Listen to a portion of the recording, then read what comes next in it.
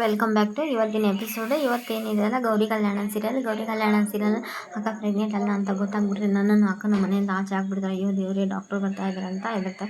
ಅಯ್ಯೋ ಡಾಕ್ಟ್ರು ಬರ್ತಾ ಇದ್ದಾರೆ, ನಾನು ಬಸರಿ ಅಲ್ಲ ಅಂತ ಗೊತ್ತಾದ್ಕೊಳ್ಳೆ ಇವಾಗ ಅನಿಕೇತ್ ಅಂತ ನಾನು ಮನೆಯಿಂದ ಹೊರಗೆ ಹಾಕ್ತಾನೆ. ಅನಿಕೇತ್ ಇದಕ್ಕೆ ಕಾಯ್ತಿರ್ತಾನೆ. ಅದೇ ಟೈಮಿಗೆ ಡಾಕ್ಟ್ರು ಬರ್ತಾರೆ. ಡಾಕ್ಟ್ರು ಬಂದು ನೋಡಿ ಅಜ್ಜ ಎಲ್ಲರೂ ಎದ್ನಿಂತೆ ಬನ್ನಿ ಡಾಕ್ಟ್ರು, ಒಂದು ಸಮಸ್ಯೆ ಆಗಿದೆ, ನಿಮಗೆ ಪರಿಹಾರ ಮಾಡ್ಕೊಡ್ಬೇಕು. ಏನಂದರೆ ಇವಳಿದ ನನ್ನ ಚಂಚಲ ಸೊಸೆ, ಇವಳು ಸ್ವಲ್ಪನೂ ಬುದ್ಧಿ ಇಲ್ಲ, ಪೈನಾಪಲು ಪಪ್ಪಾಯ ತಿಂದು ಬಿಟ್ಟಾಳ, ಸ್ವಲ್ಪ ಚೆಕ್ ಮಾಡಿ, ಇವಳು ಮಗು ಹೇಳಿದೆ ನೋಡಿ ಸ್ವಲ್ಪ ಚೆಕ್ ಮಾಡಿ ಹೇಳಿ ಅಂತೆಲ್ಲ ಹೇಳ್ತಾ ಸರಿ ಆಯ್ತು ರೂಮ್ ಎಲ್ಲಿದೆ ಅಂತಂದರೆ ಇದೇ ಟೈಮಿಗೆ ಇವರು ಆಶಾ ಅವ್ರು ಕರ್ಕೊಂಡು ಹೋಗ್ತಾರೆ. ಬನ್ನಿ ನಾನೇ ತೋರಿಸ್ತೀನಿ ಅಂತೇಳಿ ಆಶಾ ರೂಮ್ ಒಳಗೆ ಕರ್ಕೊಂಡು ಹೋದ್ಮೇಲೆ ಈ ಕಡೆ ನೀವು ಇವರೆಲ್ಲ ಹೊರಗಡೆ ಪೇಚಾಡ್ತಾ ಇರ್ತಾರೆ. ಈ ಕಡೆ ಚಂಚಲ ಸುಮ್ಮನೆ ಮಗುಗೆ ಏನಾದ್ರೂ ನಾನು ತಡ್ಕೊಳಲ್ಲ ಅಂತೆಲ್ಲ ಹೇಳಿ ಮಲ್ಕೊಳಮ್ಮ ಅಂತೆಲ್ಲ ಹೇಳ್ದೆ. ಮಗು ಚೆಕ್ ಮಾಡ್ತಾ ಇರ್ಬೇಕಾದ್ರೆ ಡಾಕ್ಟ್ರಿಗೆ ಗೊತ್ತಾಗುತ್ತೆ ಪ್ರೆಗ್ನೆಂಟ್ ಅಲ್ಲ ಅಂತೆಲ್ಲ ಹೇಳಿ ಆಮೇಲೆ ಇವ್ರಿಗೆ ಹೇಳ್ತಾರೆ, ಅಮ್ಮ ಸ್ವಲ್ಪ ನಾನು ಪ್ರೈವೇಟಾಗಿ ಚೆಕ್ ಮಾಡ್ಬೋದು, ನೀವು ಇಬ್ಬರು ಹೊರಗಿದ್ರೆ ಚೆನ್ನಾಗ ಅಂತೆಲ್ಲ ಹೇಳ್ದೆ. ಚೆನ್ನಾಗಿದೆ, ಸರಿ ಕಣಮ್ಮ ನೀನು ಚೆಕ್ ಮಾಡು, ನಾವು ಹೋಗ್ತೀವಿ ಅಂತ ಇವರು ಹೊರಗೆ ಹೋಗ್ತಾರೆ. ಇವ್ರು ಹೊರಗೆ ಹೋದಾಗ ಏನು ಅಮ್ಮ ಮಗು ಸೇಫ್ ಇದೆ ಅಲ್ಲ ಅಂತ ಎಲ್ಲರೂ ಕೇಳ್ತಾನೆ. ಡಾಕ್ಟ್ರು ಬರಲಿ ಅಂತ ಚಂಚಲ ಬೇಗ ಅಮ್ಮ ಮಗು ಸೇಫ್ ಇದೆನಾ ಅಂತೆಲ್ಲ ಎಲ್ಲ ಕೇಳಿದೆ. ಇದೇ ಟೈಮಿಗೆ ಯಾಕೆ ಸುಳ್ಳು ಹೇಳಿದೆಯಾ ಯಾಕೆ ಸುಳ್ಳು ಹೇಳಿದೆ ಮೋನಿಕಾ ಅವರೇ ಅಂತೆಲ್ಲ ಹೇಳಿದೆ. ಇಲ್ಲ ಅದು ಅನಿವಾರ್ಯವಾಗಿ ಹೇಳಿದ್ದೀನಿ ನಾನು ಅಂತೆಲ್ಲ ಹೇಳ್ತಾಳೆ. ಅದೇ ಟೈಮಿಗೆ ಈ ಕಡೆ ಇದು ತಪ್ಪ ಅಂತ ಗೊತ್ತಿಲ್ವಾ ನಿಮಗೆ ಅಂತೆಲ್ಲ ಹೇಳಿದಾಗ ಅದೆಲ್ಲ ಎಕ್ಸ್ಪ್ಲೇನ್ ಮಾಡ್ತಾನೆ. ನಾನು ಅನಿಕೇತ್ 4 ದಿವಸ ಯೂಸ್ ಮಾಡೋಣ, ಮದುವೆ ಮನೆಯಿಂದ ಕಿಡ್ನಾಪ್ ಮಾಡಿ ಅದು ನನಗೆ ಬೇರೆ ದಾರಿ ಇತ್ತು, ಇದೇ ಆಯಿತು ಯೂಸ್ ಮಾಡಿ, ಇಲ್ಲ ಇದೊಂದೇ ಯೂಸ್ ಮಾಡಿದೆ, ನನ್ನ ಮನೇಲಿ ಇದು ಮಾಡ್ತಾರೆ, ಇಲ್ಲಾಂದರೆ ಸೇರಿಸಲ್ಲ ಅಂತ ಉಪಯೋಗಿಸಿದೆ ಅಂತೆಲ್ಲ ಹೇಳಬೇಕು. ಈ ಕಡೆ ಇವರು ಹೊರಗಡೆ ಬರ್ತಾರೆ. ಇವರು ಹೊರಗಡೆ ಬಂದು ಚಾಕು ತೊಗೊಂಡು ಹೆದರಿಸ್ಬಿಡು, ನಾನೇನಾದರೂ ಮಾಡ್ಕೊಂಡು ಸತ್ತೋಗ್ಬಿಡ್ತೀನಿ, ನಿಮಗೆ ನಿಮ್ಮ ವೃತ್ತಿನೇ ಮುಖ್ಯನಾ ಅಥವಾ ನನ್ನ ಪ್ರಾಣನ ಮುಖ್ಯ ಅಂದಾಗ ನಾವು ಡಾಕ್ಟ್ರು ಪ್ರಾಣ ಕಾಪಾಡ್ತೀವಿ, ಪ್ರಾಣ ತೆಗೆಯಲ್ಲ, ಹೋಗಲಿ ಬಿಡು, ಆದಷ್ಟು ಬೇಗ ಇದನ್ನೇನಾದರೂ ಒಂದು ಪ್ರಾಬ್ಲಮ್ ಸಾಲ್ವ್ ಮಾಡ್ಕೊ, ದಿನ ನಿನ್ನ ಹೊಟ್ಟೆ ಬೆಳೀದಿಲ್ಲ ಅಂದರೆ ಡೌಟ್ ಬಂದೇ ಬರುತ್ತೆ ನೋಡು ಅಂತೆಲ್ಲ ಹೇಳಿದಾಗ ಸುಳ್ಳು ಬೆಳೀತಾ ಇದೆ, ಆದರೆ ನಿನ್ನ ಹೊಟ್ಟೆ ಮಾತ್ರ ಬೆಳೀತಾ ಇಲ್ಲ, ಹೇಳ್ಬೇಕು ನೀನಲ್ಲಿ ಅಂತೆಲ್ಲ ಹೇಳ. ಸರಿ ಮೇಡಮ್ ಹೆಂಗ ವ್ಯವಸ್ಥೆ ಮಾಡ್ತೀನಿ ಅಂತ ಈ ಕಡೆ ಹೊರಗಡೆ ಬರ್ತಾರೆ. ಮೋನಿಕಾ ಮತ್ತು ಡಾಕ್ಟ್ರು ಇಬ್ಬರು ಬಂದಿದ್ದಾರೆ. ಎಲ್ಲರೂ ಖುಷಿಯಾಗಿಲ್ಲ, ನಿಟ್ಟುಸಿರು ಬಿಡ್ತಾರೆ. ಸರಿತಾ ಅಮ್ಮಮ್ಮ ಸರಿತಾ ಮತ್ತು ಶಾರದಾ ಮತ್ತು ವಿವೇಕ್ ಎಲ್ಲರೂ ರಿಲ್ಯಾಕ್ಸ್ ಆಗ್ತಾರೆ. ಒಟ್ಟು ಏನು ಪ್ರಾಬ್ಲಮ್ ಆಗಿಲ್ಲಲ್ಲ ಅಂತೆಲ್ಲ ಹೇಳಿ ಆ ಕಡೆ ಏನು ಪ್ರಾಬ್ಲಮ್ ಆಗಿದೆ ಅಂದರೆ ಏನು ಪ್ರಾಬ್ಲಮ್ ಇಲ್ಲ, ಎಲ್ಲ ನಾರ್ಮಲ್ ಇದೆ, ಮಗು ಇವಳು ಎಲ್ಲರೂ ನಾರ್ಮಲ್ ಇದ್ದಾರೆ ಅಂತೆಲ್ಲ ಹೇಳ್ದೆ. ಸರಿ ಅಂತೆಲ್ಲ ಹೇಳಿದಾಗ ಅವಾಗ ಫ್ಲ್ಯಾಶ್ ಬ್ಯಾಕ್ ತೋರಿಸ್ತಾರೆ.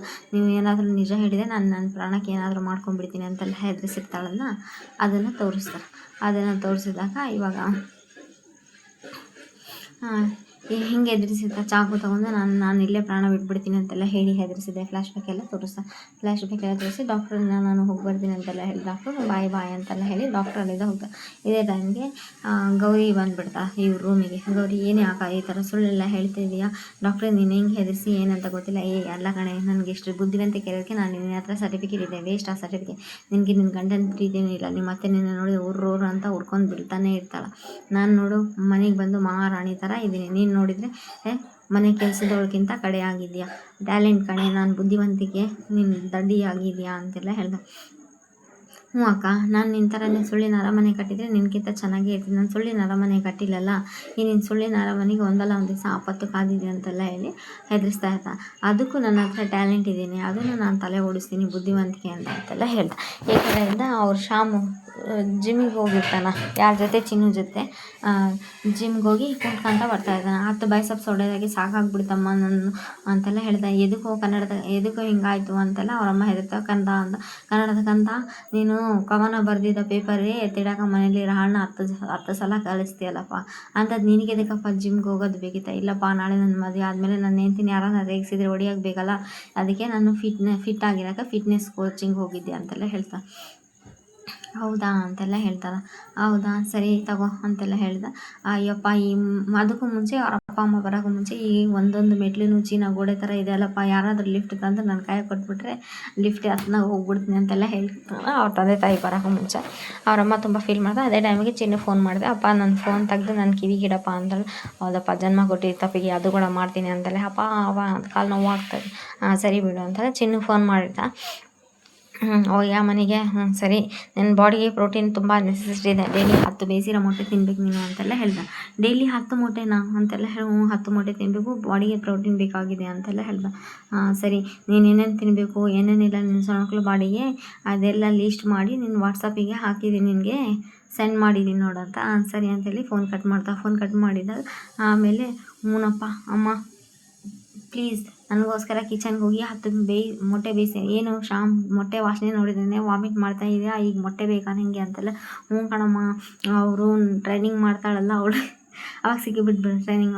ಏನು ಹೆಣ್ಮಗಳ ನಿಂಗೆ ಜಿಮ್ ಟ್ರೈನರ್? ಹ್ಞೂ ಅಪ್ಪ ಅಂತೆಲ್ಲ ಹೇಳಿದ್ರು. 10 ಜನ 10 ಜನದ ಇರೋಷ್ಟು ಶಕ್ತಿ ಆ ಹುಡುಗಿಗೆ ಒಬ್ಬಾಕಿಗೆ ಐತೆ. ಓ, ನಮ್ಮ ಗೌರಿ ತಂಗಿ ಚಿನ್ನು ಥರ ಸೇಮ್ ಎಕ್ಸಾಕ್ಟ್ಲಿ ಅದೇ ರೀತಿ ಅಂತೆಲ್ಲ ಹೇಳ್ತಾನೆ.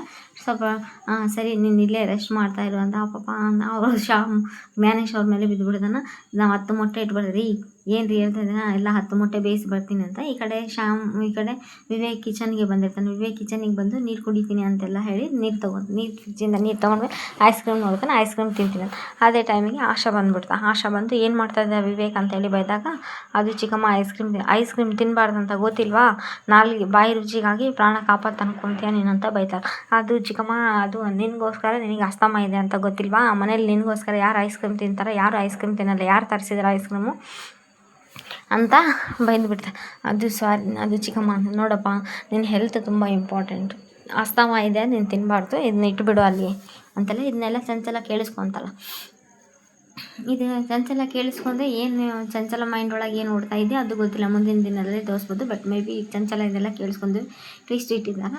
ಇಲ್ಲಿ ನೆಕ್ಸ್ಟ್ ಎಪಿಸೋಡಲ್ಲಿ ಅದು ಪದ ಜೋಡಣೆ, 3 ಪದ 5 ಪದ ಜೋಡಣೆ ಎಲ್ಲ ಇರುತ್ತಲ್ಲ, ಅದು ಇವರು ಗೌರಿನು ಮತ್ತು ವಿವೇಕ್ ಇಬ್ಬರು ಸೇರಿ ಅದು ಪದ ಜೋಡಣೆಗಳೆಲ್ಲ ಮಾಡ್ತಾ ಇರ್ತಾರೆ. ಒಂದು ಪೇಪರ್ ತೊಗೊಂಡು ಮ್ಯಾಗ್ಝಿನ್ ತೊಗೊಂಡು ಮಾಡ್ತಾ ಇರ್ತಾರೆ. ನಾಳೆ ಎಪಿಸೋಡು.